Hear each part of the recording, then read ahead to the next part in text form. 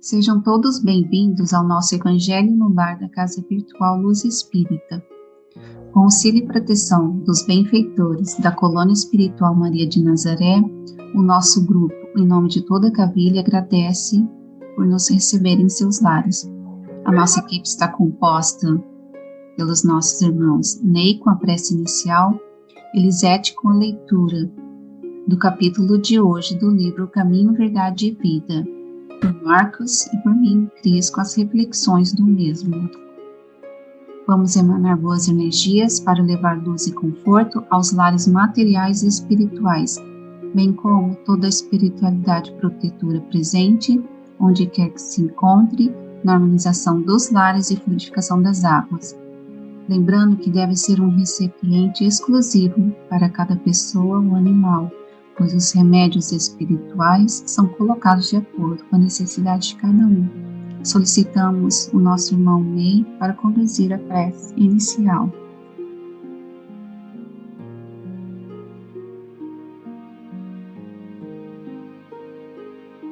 Vamos, mais uma vez, elevar nossos pensamentos e esquecer a nossa tribulação diária, para nos harmonizarmos. Nos lembremos da imagem serena do nosso amado Mestre Jesus e de sua bondade infinita. Agradeçamos a oportunidade de mais uma vez aqui estarmos reunidos para aprender um pouco mais da mensagem e ensinamentos de amor deixados pelo nosso querido Rabi de Nazaré. Que possamos, noite, Pai amado, aurir um pouco mais da fonte de amor que nos deixaste. Que os nossos amigos espirituais aqui estejam envolvendo a nossa coordenação e a todos os companheiros que participam dessa atividade, tanto encarnada como desencarnada, e todos que compõem essa tarefa de hoje e conduzindo os nossos estudos. Fica conosco, Jesus, agora e sempre. Que assim seja, graças a Deus.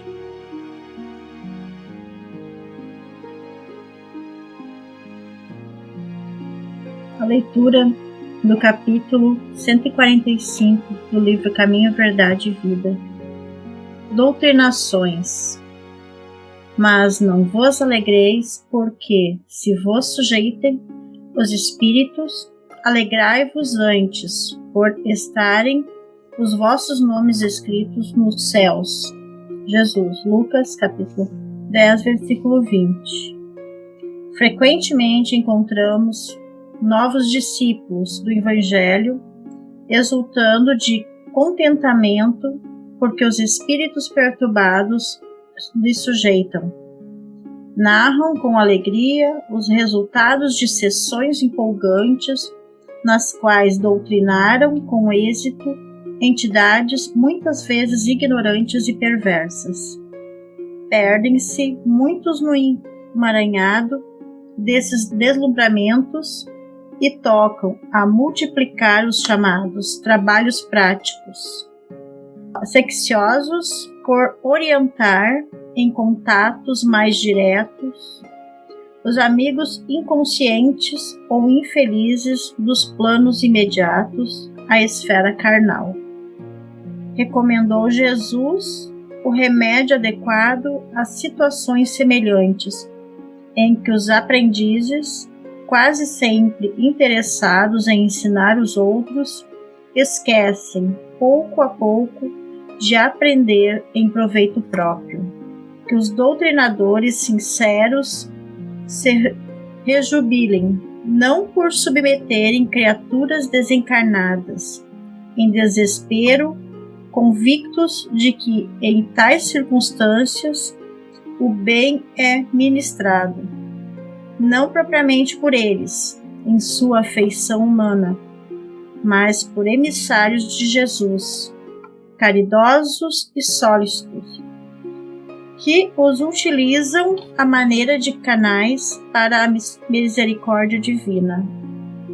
Que esse regorgizo nasça da oportunidade de servir ao bem, de consciência sintonizada com um mestre divino entre as certezas doces da fé, solidamente guardada no coração. A palavra do mestre aos companheiros é muito expressiva e pode beneficiar amplamente os discípulos inquietos de hoje. Doutrinações.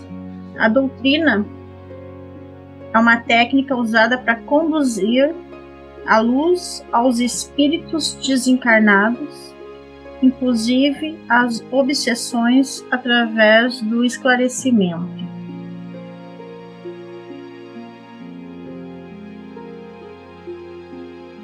Minha reflexão, ela é voltada-se mais para os dias atuais. Nós convivemos muito hoje em dia com muitos doutrinadores que trabalham na doutrinação. Existem muitos em qualquer religião que às vezes não fazem bom uso desse trabalho. E o intuito é que Jesus espera de nós é voltado para o bem e para todos. Levar os ensinamentos, né, de Jesus, levar uma ajuda àqueles que buscam um conforto, e isso deve ser praticado todos os dias. Agir no bem em qualquer local, não somente dentro dos templos, das igrejas e casas espíritas. Tudo começa dentro do nosso lar, auxiliando nossos familiares, ensinando a buscar Deus, ensinando a respeitar o próximo, a respeitar o irmão, no trabalho com os colegas. Em qualquer lugar que nós temos contato com pessoas difíceis, que nos tiram do sério às vezes, aí está a nossa tarefa, a tarefa da paciência, da empatia. E aí fazendo uma oração, um pedido aos anjos guardiões que tragam para essas pessoas que estão numa sintonia negativa, uma luz, uma clareza e um sentimento de acolhida. E trabalhando sempre sem exaltação, sem achar que somos melhores que aqueles irmãos. Trabalhar com humildade e assim com eles, nós também precisamos de equilíbrio e auxílio nos amigos espíritos.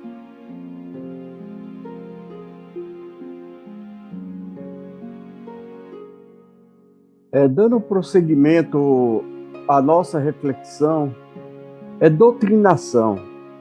É uma terapia de amor em que o doutrinador ele procura esclarecer os espíritos que sofrem, para que eles tenham concordância e venham trilhar o caminho do bem na evolução.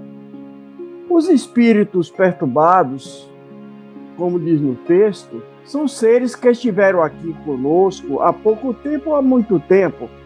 No livro dos Espíritos diz que há diferentes ordens de espírito na escala apresentada, que não é absoluto ou exalta as qualidades de que já adquiriu e as imperfeições que ainda não se livraram.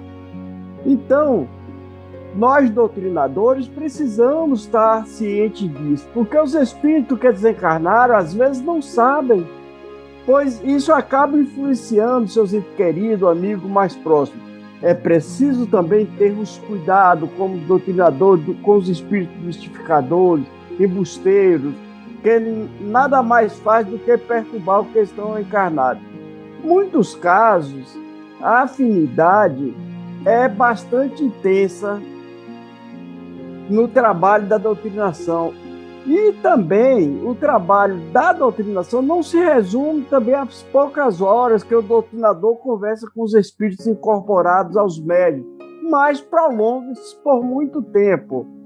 Certo? O doutrinador é a pessoa que se incumbe de fazer o diálogo com os espíritos desencarnados, fazer a comunicação entre os dois mundos, desencarnado e necessitado de ajuda e esclarecimentos. Há um médium que serve de intermediário aos espíritos sofredores e o médium esclarecedor. Além disso, deve zelar pelo preparo do ambiente, dos médios, a fim que haja um bom trabalho na doutrinação. Porque o objetivo da doutrinação é esclarecer os espíritos ignorantes, estimular os espíritos fracos e confortar os espíritos sofredores.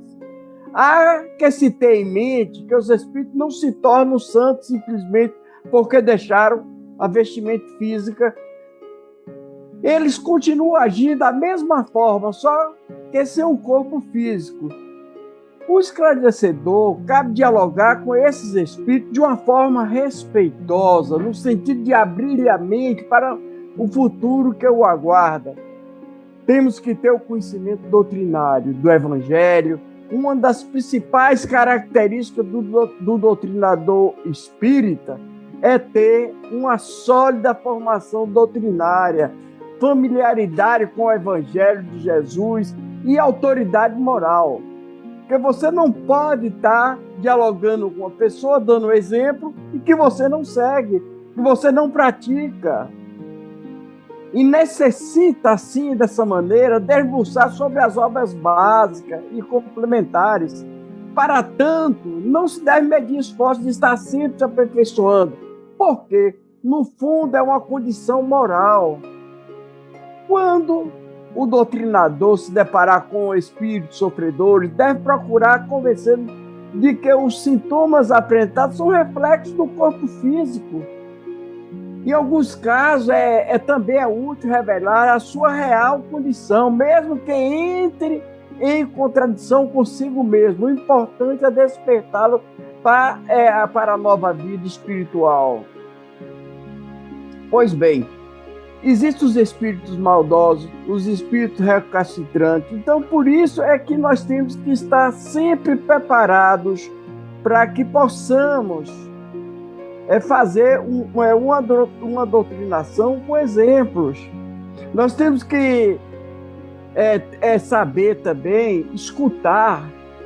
É uma das qualidades do médium e do esclarecedor encarnado, para que os espíritos encarnados não escutem só conselhos dos seus iguais, porque eles poderiam também lá no mundo espiritual ter esse, mas não, porque é necessário que os dois mundos, tanto o mundo visível como o invisível, reajam um sobre o outro, ou seja, é a comunicação, que é a ação dos humanos, seja útil aos que viveram com ação maior, como parte benéfica aos que vivem entre nós. É uma dupla corrente essa comunicação, são ações igualmente satisfatórias, certo? O que a gente tem que ter entendimento entre os dois mundos. Como no texto Emmanuel nos esclarece que o maior trabalho é o do lado de lá, no mundo dos espíritos, porque nós somos tarefeiros menores no trabalho doutrinário. Quem não os traz e os leva são os tarefeiros abnegados do Cristo, que trabalham diretamente com eles. São eles que trazem esses espíritos para que sejam doutrinados. Nesse trabalho das obsessões das sessões mediúnicas, os participantes daqui são beneficiados com o aprendizado propiciado pelo contato com os irmãos que se encontram já despojados da carne, mas que continuam de modo mental a agir nessa esfera, porque continuam vivos em desalinho, mas sem o corpo físico. Que nós, doutrinadores, tenhamos humildade de perceber a nossa parte nesse trabalho e saibamos doutrinar a nós mesmos diuturnamente. Porque quando nós fazemos isso, nós estamos aprendendo. Os espíritos menos felizes pululam ao redor de nós, nos influenciam, mas muitos deles nem suspeitam do mal que faz aos encarnados, por falta de conhecimento, porque não tiveram despertamento ainda. Nesse caso, a tarefa do doutrinador é sumamente nobre, pois tem a oportunidade de alertá-los, convidá-los para uma tomada de consciência a luz e a moral do Cristo.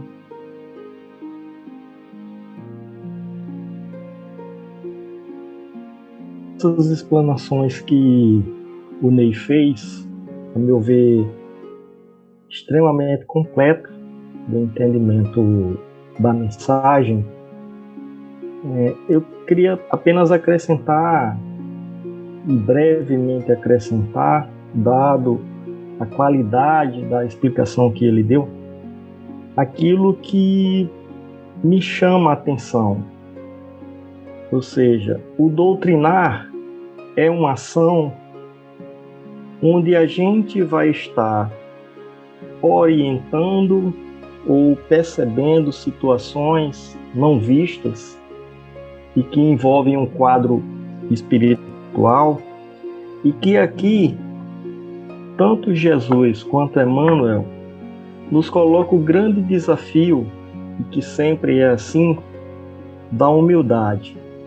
Quando ele coloca que nós não devemos criar regozijo, não devemos, de certa forma, nos vangloriarmos de estarmos numa dada situação, trabalhando ou repreendendo um determinado espírito que não é evolutivamente avançado, como se fosse uma ação unilateral nossa. E é muito comum a gente ver isso em todos os quadros que surgem para o trabalho de evangelização, independente de religiões. É comum, às vezes, a gente ver pessoas se vangloriando, e aí entra um pouco a doutrina e o crer de cada um, por estar fazendo esse tipo de ação. E aí o Emmanuel, ele nos coloca, como bem colocou o Ney, que não é o nosso corpo, a nossa imagem ou a nossa ação que está fazendo aquilo. Na verdade, por trás dessa ação e desse envolvimento do doutrinador, o bem já vem por intermédio daqueles que evolutivamente estão mais próximos da perfeição e que estão no trabalho junto com o nosso Senhor Jesus Cristo, que também se encontra desencarnado. Então é nesse sentido que eu vejo essa complementação da explicação que o Ney colocou para todos nós.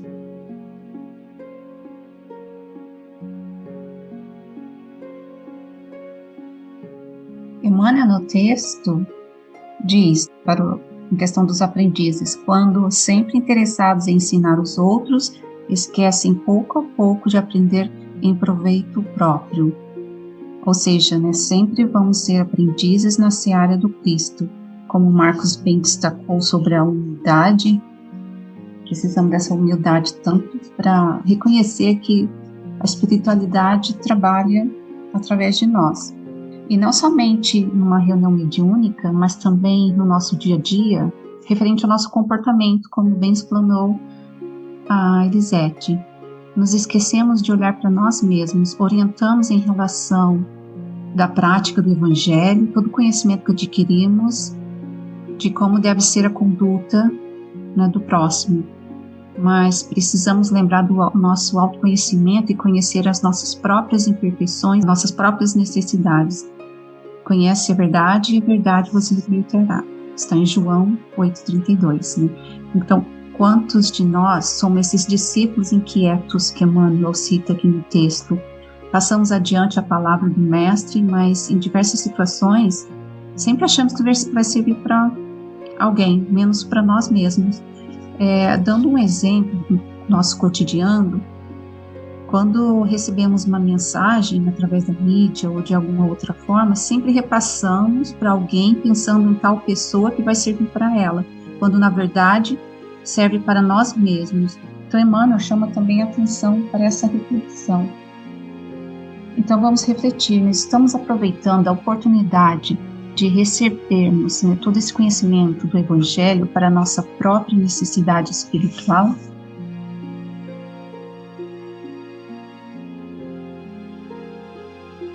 Com os entendimentos tão bem explanados por nossos irmãos, vamos interiorizar o que nos foi apresentado, refletindo intimamente por alguns instantes.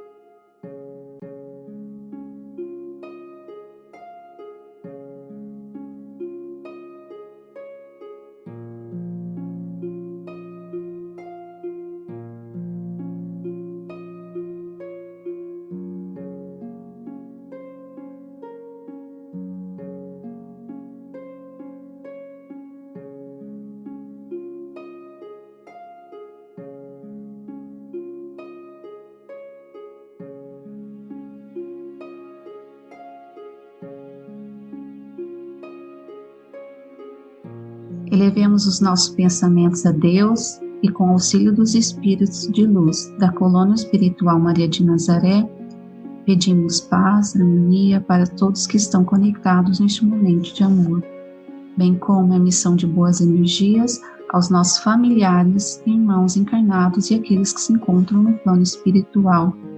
Por fim, pedimos ao nosso Senhor Jesus e aos guias espirituais, principalmente os integrantes das correntes médicas do espaço, que coloquem em nossas águas os fluidos astrais, vitais e espirituais a que cada um necessita, para curar todas as enfermidades físicas, emocionais e espirituais, proporcionando saúde, vitalidade, equilíbrio e forças nos trabalhos do bem. Sendo assim, solicitamos ao nosso irmão Marcos para conduzir a prece final.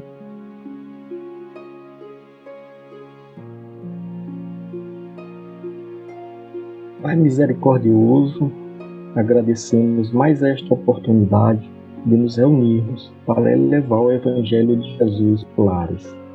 Rogamos suas bênçãos a todos os que estiveram presentes a este momento, sejam eles encarnados ou desencarnados.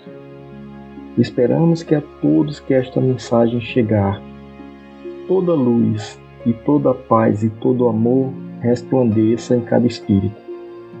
Assim sendo, solicitamos a sua permissão para encerrarmos mais um Evangelho no Lar. Que assim seja.